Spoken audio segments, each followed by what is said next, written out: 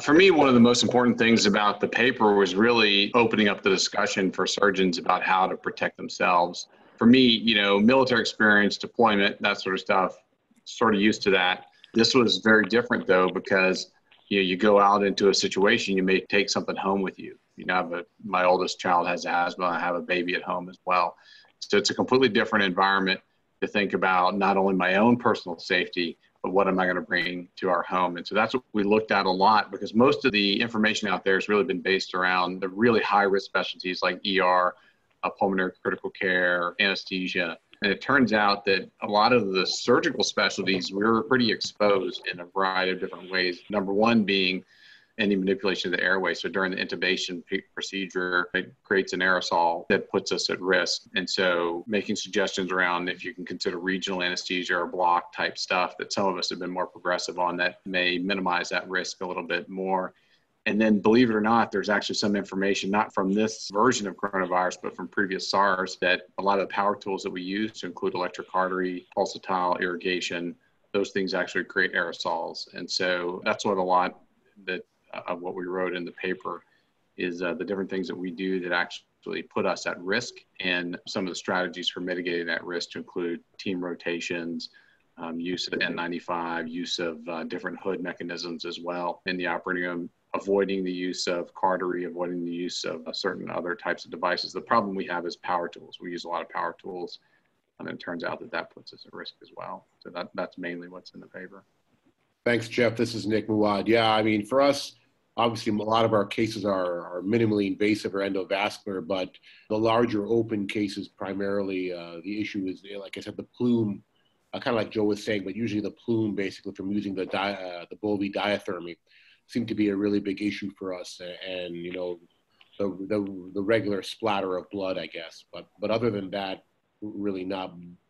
We've been really relegating any sort of Bovie diathermy to having large suction devices to make sure that we're not really affected by the plume, which tends to be a big issue for us and everybody else too.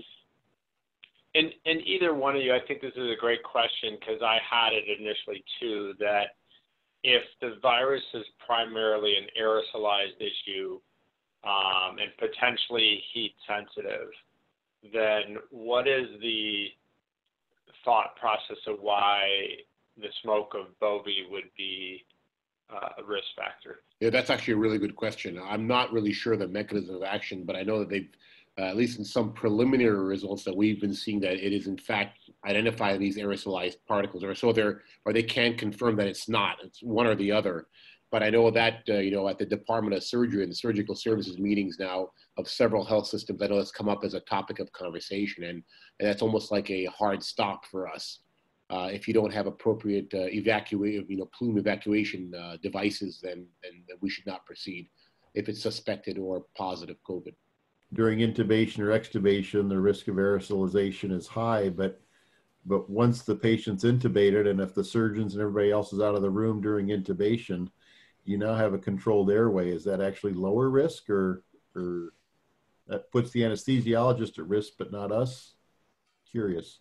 Yeah, it's a good question. If you have a team that's actually facile with regional anesthesia and they have the time to get the blocks set up, then I think it's pretty low risk. But I think the least optimal situation is to attempt a spinal epidural or peripheral nerve block and then have to intubate partway through the procedure. I think that's probably the highest risk situation for people, because the reason why people are leaving the room is, and it depends on how long you have to leave the room. It depends actually on the air handlers and how rapidly they turn over the air in the room. Ours is 14 minutes, so we have to step outside for 14 minutes after the intubation goes on. So I agree with you. If that concept is new, your anesthetic crew, then that might not be the way to go, and you're probably safer doing it that way. But our crew is actually reasonably experienced, because some of us have been doing regional anesthetic on fracture and trauma patients for a while, and so that's actually been a pretty smooth process. My question was around N95 use. We're universal N95 every case. We're not doing universal testing. And there's data that on asymptomatic patients spreading the virus, but also there's actually a recent paper on asymptomatic patients actually doing very poorly post-operatively. And so we're treating everyone as if they're asymptomatic positive. And so we're universally in N95s. One of the biggest challenges that we had too was protecting those N95s. And so we're putting an additional surgical mask over the top. And we've recently had some face shields made. We're fortunate enough to have underemployed NASCAR race teams around here, and Hendricks Autosports actually made face shields for us to protect the N95s, because that's a real issue, is having access to N95s. And we've recently started a UV reprocessing. And so that would be in addition to the statement. And the end question is, are people reprocessing N95s, and what do we think best practices are around that? And how many times can they be reprocessed? Are they just as safe? Let me address the reprocessing question, because that's something we've been actively involved with here. And we've looked at a lot of the different options. There's STERAD, the hydrogen peroxide plasma, that's oftentimes used for the surgical instruments. And then the UVC that you mentioned. The UVC, I don't know if they've received an EUA from the FDA or not. The hydrogen peroxide plasma has, and we're actually going to start reprocessing on site using our STERAD machines to redo the reprocessing N95s. And with that process, we are going to stop after 2 reprocessings, but there's a study I read where they actually reprocessed up to 50 times and found no loss of efficacy. That's obviously an extreme where if you're in a surge and you're completely out of PPE, work with what you have, right? We're fortunate we haven't hit that kind of a surge yet. Yeah, the UVC, I think was studied first by University of Nebraska, and they have a very detailed process for that with the Torch Plus. And last I heard, the FDA was looking at that, and sounds like they got the EUA for it. I hadn't seen that. I've been kind of focusing on what our competencies are locally. Fortunately, we haven't seen a large surge here. The models are all over the place. Up until today, it looked like the curve was flattening. All of a sudden, we saw an uptick. I don't know if that is cases that were inadequately reported over the weekend that are being reported now, or if it's just a blip, or if it truly represents an uptick. Time will tell. But we're managing, we're preparing for a surge. If it doesn't come, we learned a lot in the preparations, and if it does come, we're about as ready as we can be. It's amazing to me to think just from a scientific perspective how a selfish little piece of RNA can cause all this havoc. And it's a hell of a bug.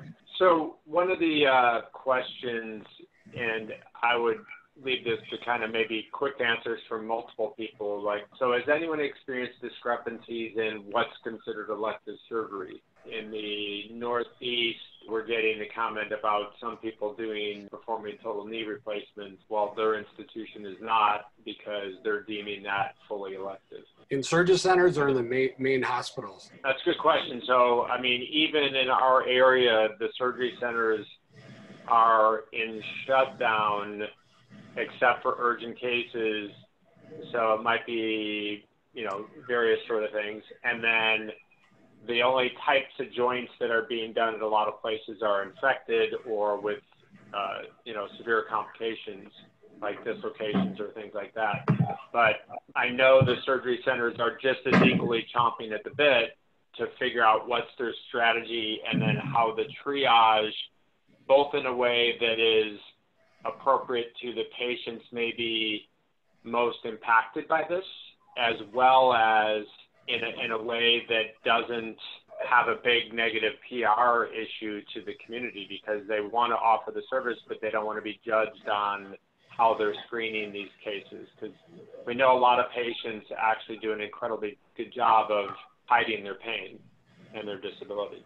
So what we're doing here is we've obviously canceled elective cases. We're letting true emergencies obviously go. And then the question becomes, what defines an urgent? And we've decided that an urgent is something that can't wait more than 30 days without an adverse outcome.